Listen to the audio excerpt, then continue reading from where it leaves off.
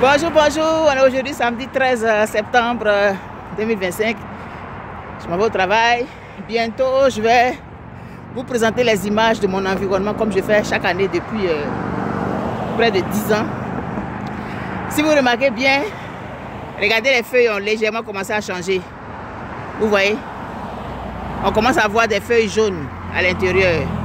La nature s'apprête pour passer à l'automne. Et puis après l'automne, c'est l'hiver. Vous devez être habitué maintenant. Hein. Regardez dans le fond là-bas. Vous voyez, déjà, les couleurs ont changé. La nature, avant de faire ces choses, elle prévient, elle est ordonnée. Voilà, je m'en vais au travail, donc je voulais vous montrer ça. Bientôt, on va entrer dans le festival des couleurs. Je vais vous dire pourquoi j'ai fait cette courte vidéo. Mais avant de continuer, je vais vous demander de bien vouloir excuser l'état des images. J'ai l'écran de mon téléphone qui est cassé. Et donc, quand je fais les selfies, ça fait cette surbrillance que vous voyez. Je pense que je vous dois des images nettes. Voilà. Et puis, deuxième chose, je suis en train d'aller au travail. Les voitures vont passer, ça va faire du bruit. J'ai beaucoup de respect pour vous, hein, vous savez très bien. Je fais cette courte vidéo pour revenir un peu sur une information qui est apparue sur les réseaux sociaux, qui fait état de ce que M. Ado n'a pas réuni les 1% réglementaires pour son parrainage.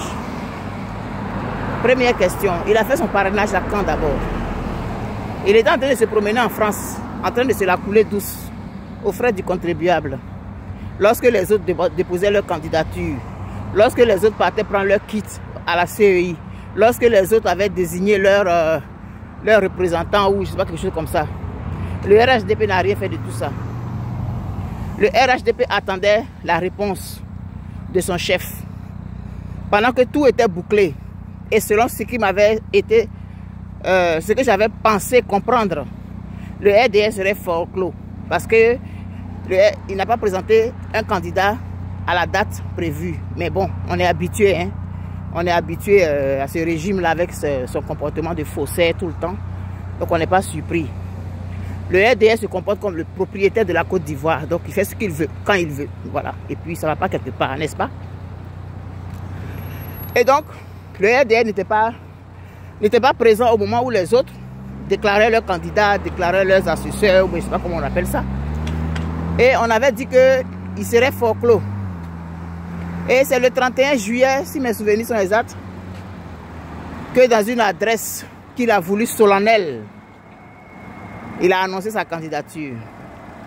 Logiquement, si on était dans un pays de droit, il serait fort clos. Sa candidature n'aurait même pas été acceptée. Ça, c'est un. Deux, son parrainage, qu'il semble qu'il a fait et qu'il est correct. Il a fait quand? Parce que pour nous qui sommes habitués à ce pouvoir et à ce monsieur, c'est quelqu'un qui aime paraître, qui aime le bling bling, qui aime montrer au lieu d'être. Ils auraient fait leur parrainage là, on aurait eu les oreilles et les yeux rabattus sur les réseaux sociaux. Mais ça s'est fait sous le silence, je ne sais comment. Il a fait son parrainage à quand? Et puis il a pu avoir ce pourcentage là. Et enfin, il n'a pas réuni ça. Le minimum qu'on a demandé, il n'a même pas réuni. Mais ils ont été tellement vite en besogne. Ils ont fait des erreurs de calcul. Comme toujours, on est habitué. On n'est pas surpris, mais quand même, c'est choquant. Et donc, M. Ado était déjà fort clos. Il a annoncé sa candidature quand tout était fini.